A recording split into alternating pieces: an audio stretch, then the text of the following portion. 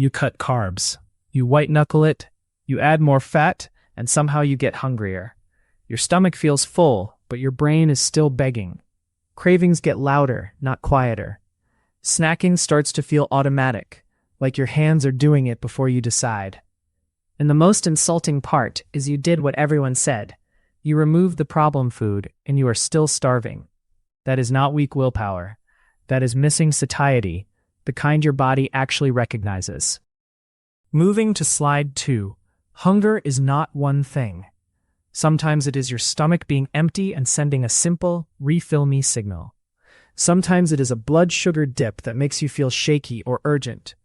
Sometimes it is protein appetite pushing you to keep searching.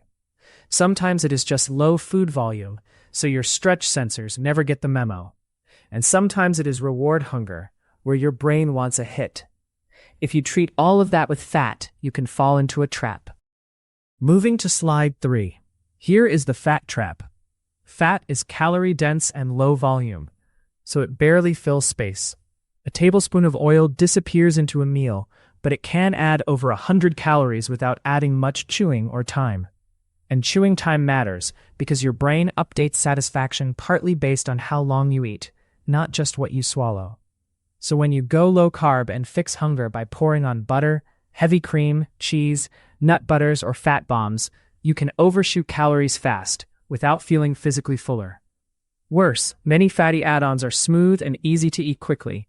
That speed gives satiety signals less time to catch up. Fat can also slow stomach emptying, which helps later, but it does not always stop you in the moment when the portion is easy and fast. The other problem is substitution. Fat is often added, not swapped. Coffee becomes coffee plus cream. Chicken becomes chicken plus extra oil plus extra cheese. You did not replace carbs with fat. You stacked fat on top of everything else. If hunger is really low protein drive or low volume drive, more fat can make cravings feel even more confusing, because the need stays unmet while calories climb. That is why the missing lever is usually not more fat, it is more bulk that actually counts. Moving to slide 4.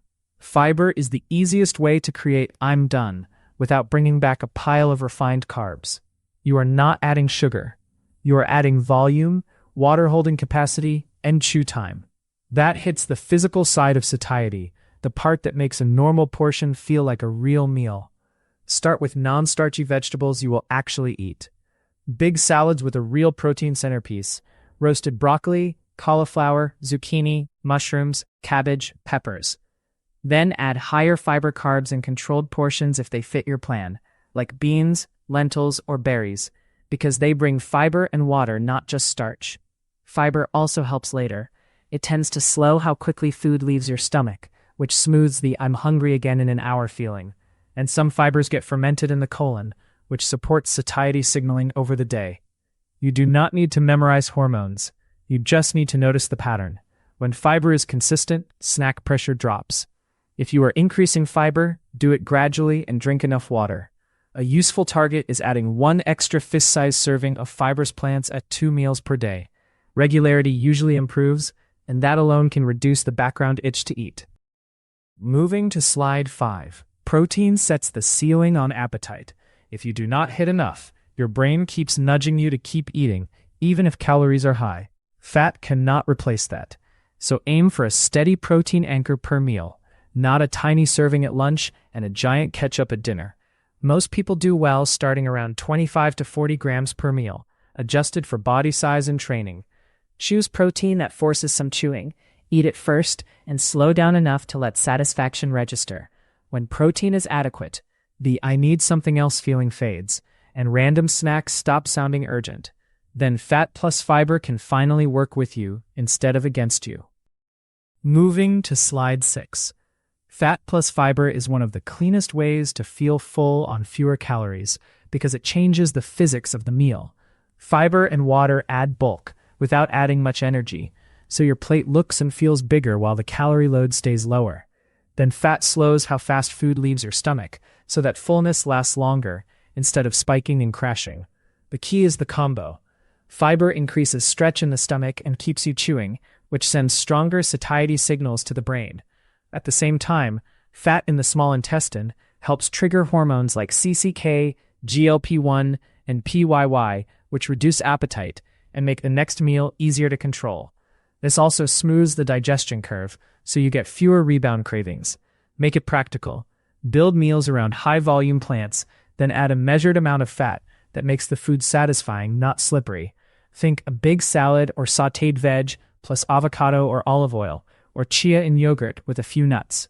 When fat and fiber travel together, hunger stops feeling like an emergency, and low-carb becomes calm and sustainable, especially when you pick fiber that actually counts.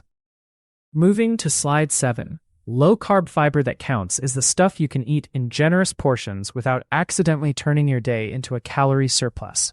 Start with leafy greens and cruciferous vegetables. They give you volume, crunch, and a lot of fiber per calorie. Rotate in zucchini, mushrooms, and peppers. They cook down well, fit into almost any meal, and help you stay full without pushing carbs high. For concentrated fiber, use chia, ground flax, or psyllium. Keep the dose small and consistent, and pair it with plenty of water. These are especially helpful when your meals are protein-forward, but you still want that steady, fed feeling for hours. Avocado is a great bridge food because it adds both fiber and fat, which supports fullness without needing a lot of extra ingredients. Berries can work, but treat them like a measured garnish, not a bowl. If you tolerate legumes, they can be useful too, but start with a small portion and watch hunger, digestion, and cravings the next day. When your fiber choices are low carb and high volume, your appetite gets quieter, and it becomes much harder for sneaky foods to hijack your intake. Moving to slide 8. Some foods make you hungrier, even though they feel harmless. Nuts and nut butters are easy to overeat because they are dense and go down fast. Cheese as a snack can turn into extra calories without much volume. Fat bombs, keto treats, and creamy coffee meals can push your energy intake up while barely touching satiety. And when you pour oils on everything, you add calories without adding chew or fullness. The fix is not fear. Moving to slide 9. Build a satiety plate the same way most days. Put protein first as the anchor. Then add about 2 fists of fibrous plants for volume and chew. Add fat measured, not poured, so it supports the meal instead of replacing it. Include something crunchy or chewy, because texture slows you down and increases satisfaction. Finally, check salt and water. Too little of either can feel like cravings. When your plate is built this way, the first meal matters even more. Moving to slide 10.